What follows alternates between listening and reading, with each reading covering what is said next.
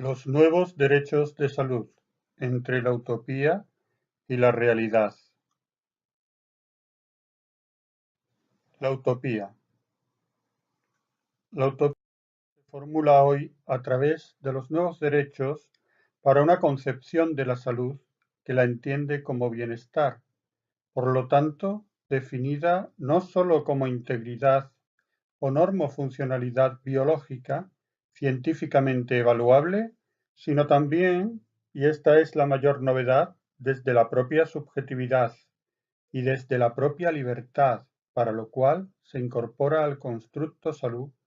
unos nuevos elementos definitorios, como son los valores, las creencias y las preferencias del individuo. Esta nueva concepción de la salud exige el reconocimiento y la promoción de unos nuevos derechos que incorporen tanto las nuevas exigencias sociales de autonomía personal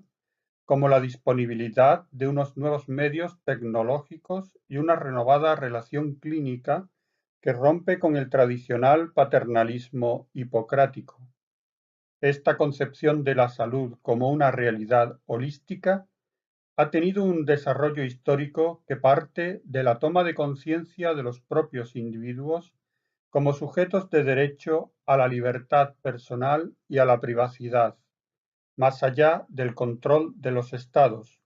lo que acontece de forma significativa a partir de la Ilustración y de las revoluciones americanas, y desde ahí esta toma de conciencia llega hasta el conjunto de nuestra antigua Europa, lenta y progresivamente hasta nuestros días. Una expresión institucional de este proceso es la Declaración Universal de los Derechos Humanos,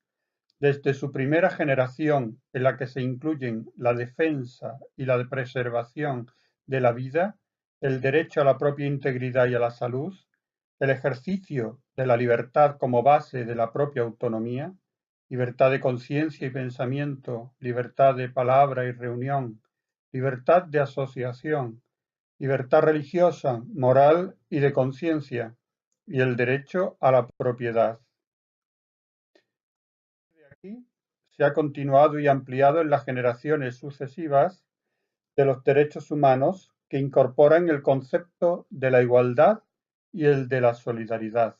con una aspiración donde entra en juego una concepción de lo humano más colectiva. Podemos señalar a los Estados Unidos de Norteamérica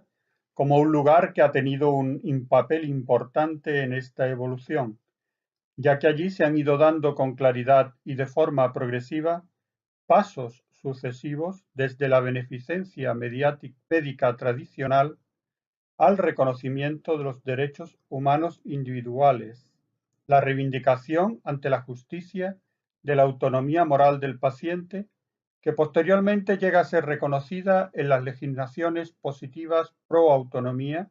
y es asumida por el colectivo médico en sus declaraciones éticas, hasta llegar a la formulación de la Carta de Derechos del Paciente ya avanzado el siglo XX. Sin embargo, a pesar de la defensa moderna y posmoderna de la autonomía como un valor principal para el ser humano dentro del contexto sanitario, hay que reconocer que el concepto de autonomía moral ha sido comprendido de formas. Una de ellas, cuyo paradigmático autor es Mill, es la autonomía como autorrealización. Para esta corriente,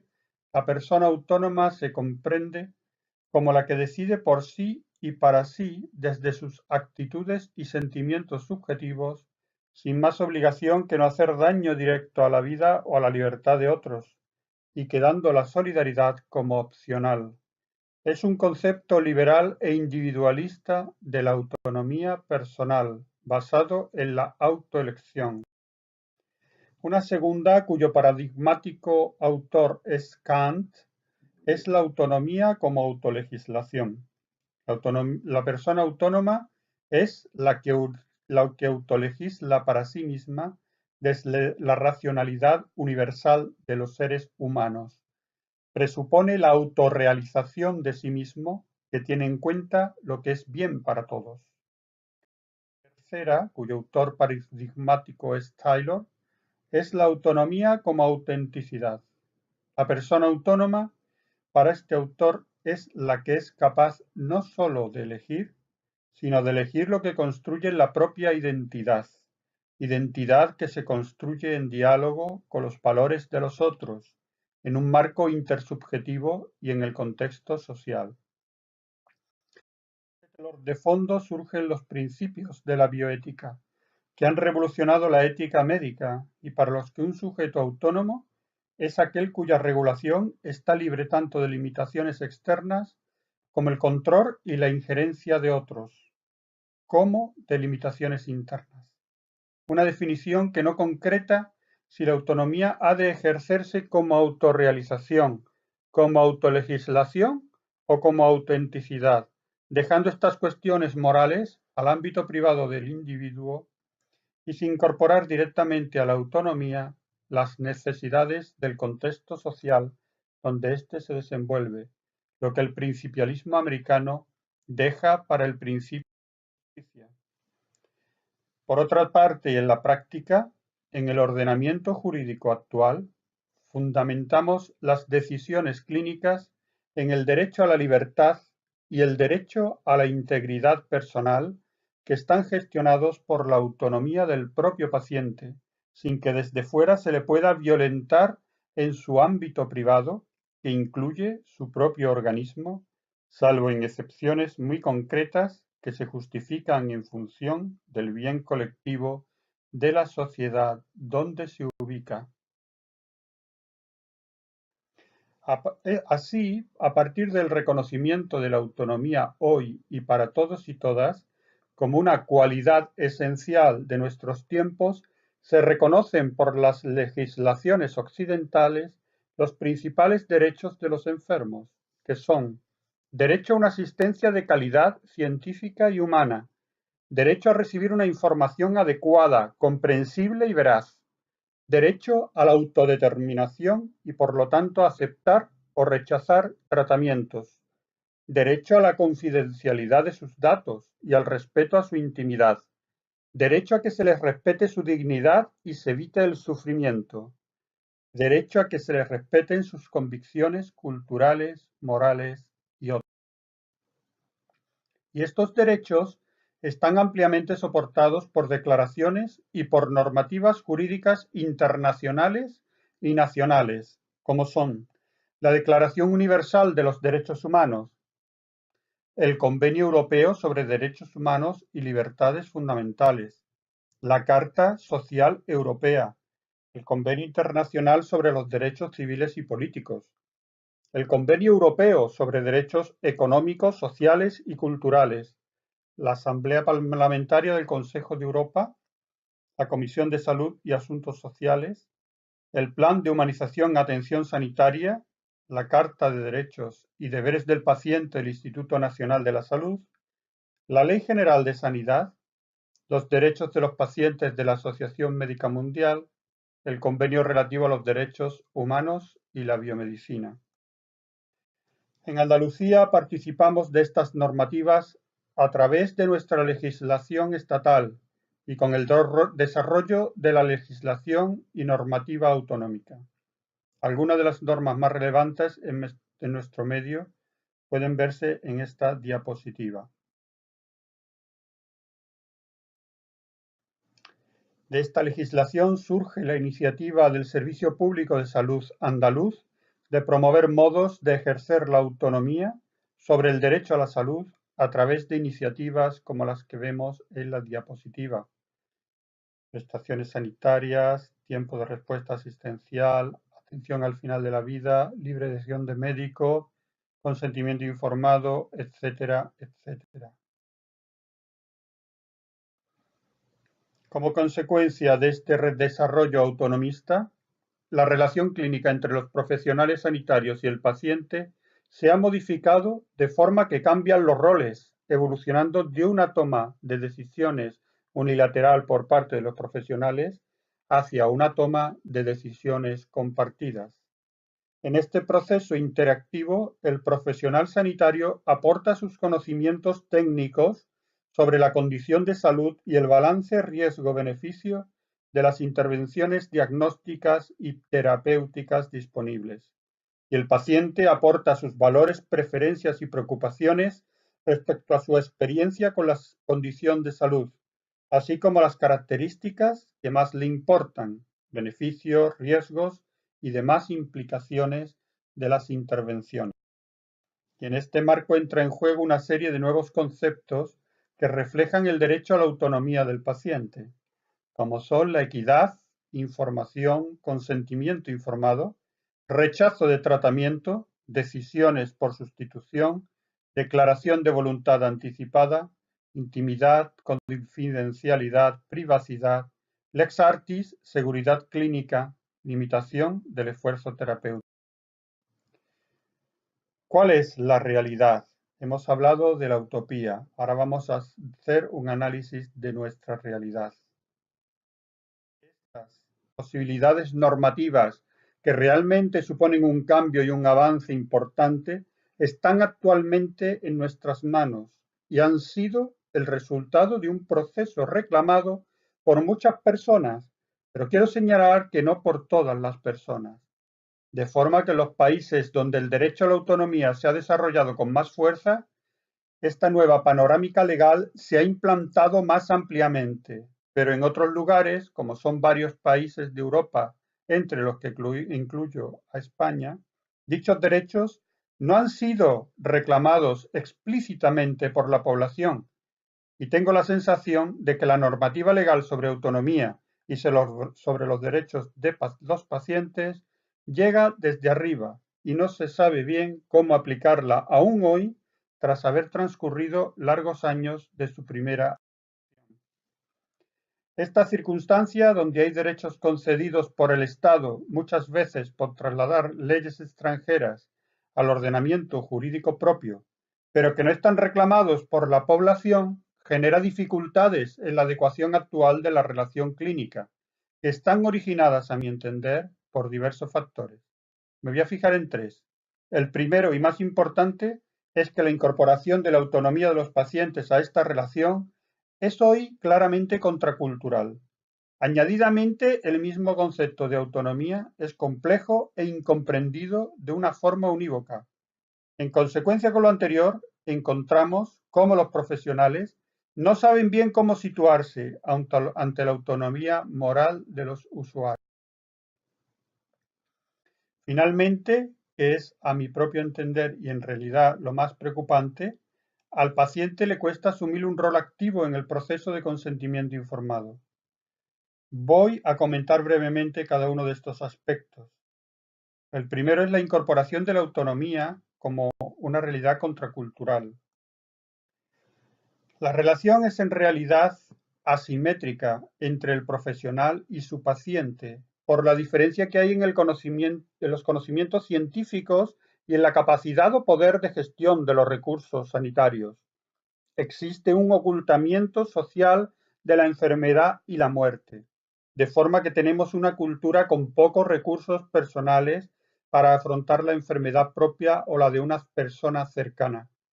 Esta situación es cada vez más preocupante, pues genera una falta de implicación personal en el cuidado del otro enfermo o discapaz, a diferencia de lo que ocurría en generaciones anteriores. Hasta ahora ha existido y sigue existiendo un enfoque basado en el paternalismo, de forma que las decisiones se siguen dejando muchas veces en manos del médico. Se están dando un progresivo aumento del nivel cultural de la población que contrasta con una escasa educación cívica en relación al uso de los bienes públicos. Podemos observar un individualismo exagerado que genera sociedades atomizadas en las que cada uno vela únicamente por su interés particular o corporativo. El mismo concepto de autonomía es complejo e incomprendido de forma unívoca. Los límites a la autonomía moral de profesionales y ciudadanos no están claros. Observamos diferentes grados de capacidad moral en los ciudadanos, dándose diferentes niveles o grados de madurez para el juicio moral, como ya demostró Kohlberg en sus estudios sobre los estadios evolutivos del razonamiento moral. Y a consecuencia de esto, encontramos en las personas, y a veces, dependiendo de las circunstancias propias de la diversidad de situaciones, diferentes grados de capacidad de discernimiento ético.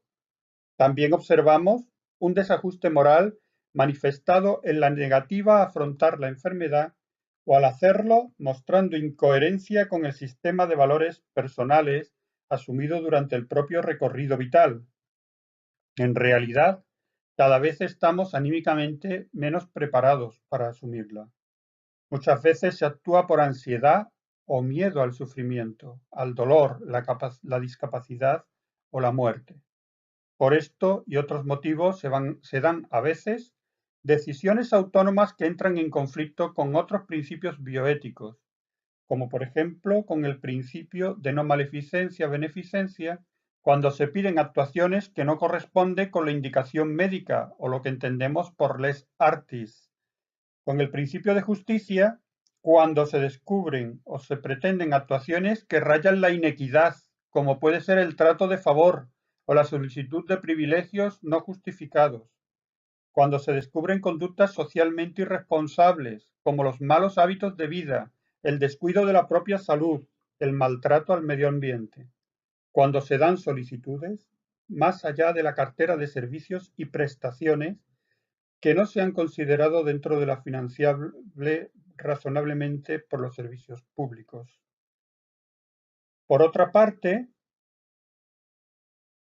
nos podemos encontrar que las personas autónomas pueden hacer acciones no autónomas y los considerados a priori como no autónomos pueden realizar en ocasiones relaciones autónomas. Ante esto, cabe que nos preguntemos si las decisiones de los ciudadanos deberían ser siempre completamente autónomas o hemos de conformarnos con decisiones suficientemente autónomas. Para esta cuestión, Faden y Bicham han postulado que la acción autónoma posee tres características básicas con las que nos conformamos siguiendo los presupuestos de la bioética norteamericana, y que son la intencionalidad, el conocimiento adecuado o suficiente y la ausencia de constricción. Los profesionales no saben bien cómo situarse ante la autonomía moral de los usuarios y al paciente le cuesta asumir un rol activo en el proceso de consentimiento informado. Algunos ejemplos que ilustran esta información o esta afirmación son: la familia suele ser sistemáticamente y de forma crítica la primera destinataria de la información clínica por parte de los profesionales, antes que el enfermo, lo que contraviene la ley de autonomía del paciente. No se suele ofrecer información directa al paciente de un pronóstico de muerte a plazo limitado. Existe una mala práctica frecuente del consentimiento informado. Se constatan deficiencias en los procesos de información, tiempo escaso, malas habilidades comunicativas, falta de un lenguaje inteligible, firma de documentos sin lectura previa, firma de documentos por sustitutos o representantes legales sin una justificación, decisiones por sustitución que no aciertan con la voluntad del paciente. Se reconocen carencias en la declaración de voluntades anticipadas por su inexistencia, porque no se consulta el registro por parte de los profesionales o porque no tienen correspondencia entre lo expresado en la declaración con la situación clínica encontrada. Se da la inequidad en el contexto de la relación clínica. La equidad es un concepto que se relaciona en muchas ocasiones con la mejor o peor distribución que se logre de los recursos sanitarios disponibles, pero también existen inequidades que no tienen su origen en una deficiente distribución económica, sino que se dan por una deficiente relación clínica. Por ello es necesario identificar las situaciones y las características personales y sociales de los pacientes que pueden condicionar un mayor riesgo de inequidad en la consulta. Por ejemplo, la edad, la pertenencia a un grupo étnico, el género, la orientación sexual, la condición de inmigrante o desplazado, la privación de libertad, la discapacidad o la enfermedad mental continúan siendo todos estos rasgos de exclusión. Se comprende la relación clínica como una relación de consumo. Así, es necesario señalar que a veces se fomenta una tensión entre una organización diseñada para atender enfermos de forma gratuita y universal y una concepción del paciente como cliente o consumidor, lo que estimula al cliente a consumir y a ser el que tome la iniciativa de dicho consumo, sin tener en cuenta otras consideraciones que tienen que ver con el carácter público de los recursos que desea utilizar según su propio criterio. Esta es una de las razones relevantes por la que la relación clínica se está dificultando. Por ello debemos preguntarnos, ¿cómo debe articularse la nueva relación clínica en este ámbito? ¿Cómo superar los dos extremos que pueden presentarse? El de un médico gestor de las pretensiones de un paciente omnisciente en un entorno de medios limitados y acuciantes consideraciones de justicia, o por el contrario, desde el binomio médico omnisciente y paciente alineado a disposición de las decisiones del profesional. Estrategias. Tras un breve análisis de las dificultades que veo en la relación clínica hoy, podemos señalar algunas estrategias que pueden ayudar a equilibrar esta relación, respetando el derecho de autonomía de los ciudadanos usuarios del sistema,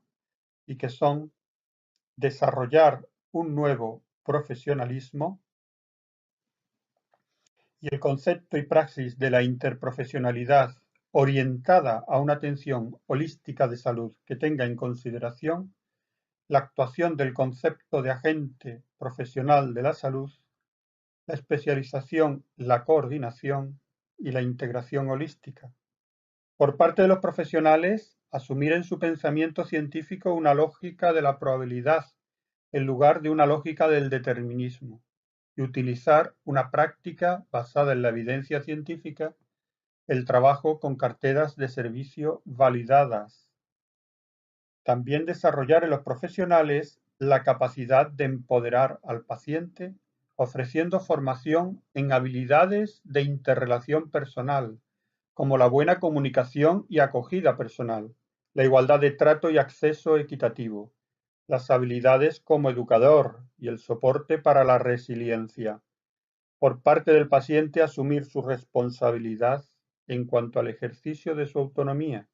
Para esto necesita ser empoderado en su toma de decisiones por los propios profesionales. Aquí se muestra un cuadro tomado de Manuel y Manuel, donde se visualiza cómo empoderar la toma de decisiones. Empoderar significa apoderar, dar poder, y está asociado al proceso de fortalecer los derechos y las capacidades de las personas o las comunidades vulnerables con la asunción de un rol activo del ciudadano respecto de la gestión de su propia salud. Un paciente activo, un paciente empoderado, es el paciente con capacidad de decidir, satisfacer necesidades y resolver problemas con un pensamiento crítico y ejerciendo el control sobre su vida. Estamos planteando, por lo tanto, una nueva concepción del concepto de equidad. El concepto de equidad que debe contemplar un equilibrio entre la adecuada distribución de los derechos sanitarios, la no discriminación de grupos vulnerables, la correcta indicación de los tratamientos y terapias, la participación activa responsable de la ciudadanía en la toma de decisiones compartidas. ¿Qué significa hoy tomar responsabilidad por nuestra salud? La responsabilidad ante nuestra salud implica modificar los riesgos mediante cambios en nuestro comportamiento. Saber y querer escoger o decidir sobre alternativas saludables y correctas requiere un esfuerzo para ser consciente de los efectos potenciales peligrosos de hábitos de riesgo, para cambiar o modificar nuestros hábitos negativos arraigados. En este contexto cobra de nuevo gran importancia la educación para la salud, ya que la principal finalidad de la educación para la salud no es la de evitar la enfermedad, sino de proponer estilos de vida saludables y que los individuos tiendan así al autocuidado, que tenga como propósito la consolidación de ciudadanos virtuosos que se conciban a sí mismos como sujetos de derechos y deberes, pero portadores de una ética de la vivencia y de la educación de ciertas virtudes públicas. Así, las actitudes cívicas que tendrían que desarrollar los ciudadanos giran en torno a tres valores básicos: la responsabilidad, la tolerancia, la solidaridad. Para concluir mi exposición, me gustaría que nos preguntáramos: ¿qué retos son los que presenta la sociedad contemporánea, la sanidad a la ética y al derecho en cuanto al logro de una correcta relación clínica? A mi juicio, pueden ser: garantizar la viabilidad de un sistema sanitario público en un entorno de medios limitados; ajustar el rol de los profesionales a las nuevas circunstancias y demandas de la sociedad, sin perder su papel beneficente desde valores como el altruismo y la defensa de la salud. Para ello, deberá tener un papel relevante la bioética como elemento dinamizador del cambio profesional y sensibilizador de los derechos del paciente. Lograr el empoderamiento de los usuarios del sistema a través de valores como responsabilidad, tolerancia y solidaridad, lo que hemos de lograr gracias al compromiso de los profesionales como empoderadores de los pacientes, además de con mayores cotas de educación ciudadana en salud y con una ética de la ciudadanía en el uso